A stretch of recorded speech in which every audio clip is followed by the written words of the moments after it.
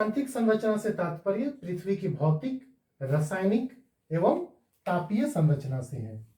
भौतिक, रासायनिक और तापीय संरचना से, यानी पृथ्वी के आंतरिक भाग में उसका भौतिक संरचना कैसा है, रासायनिक संरचना कैसा है और तापीय संरचना कैसा है, यानी ये तीनों की विशेषताएं, गुण कैसी पाई जाती हैं, वही लोग का सम्मिलित प्रभाव को हम लोग पृथ्वी का आंतरिक भाग का संरचना कहते हैं।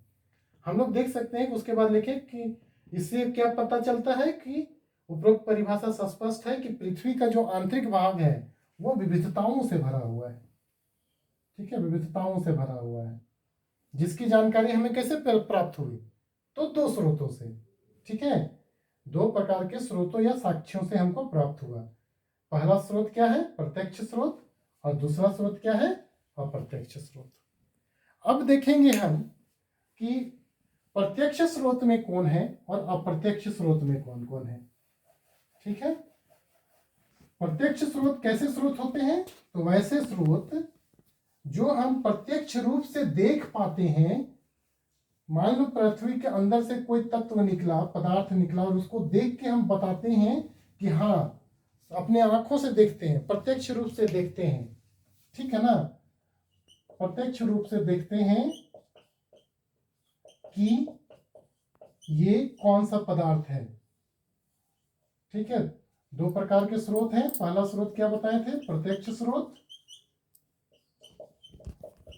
और दूसरा था अप्रत्यक्ष स्रोत।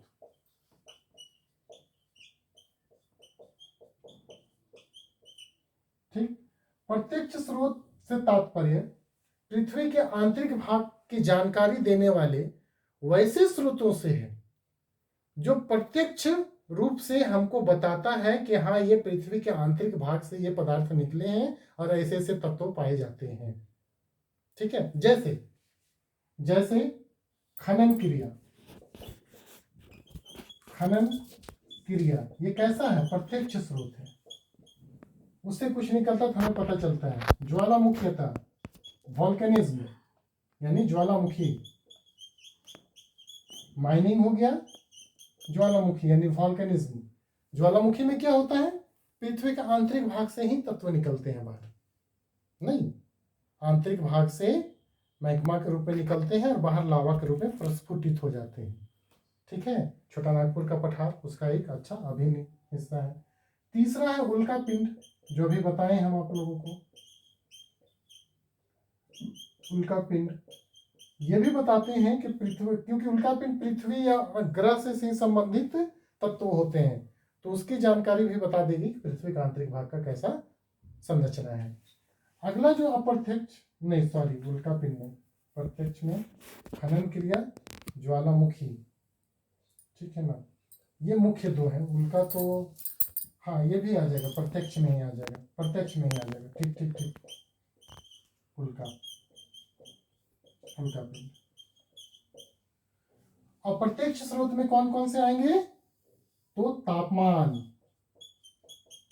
अभी बताया ना, तापमान, यानी पृथ्वी धरातल के आंतरिक भाग की ओर जब हम जाते हैं तो प्रति 32 मीटर पर 1 डिग्री सेंटीग्रेड टेम्परेचर क्या होता है, इंक्रीज हो जाता है।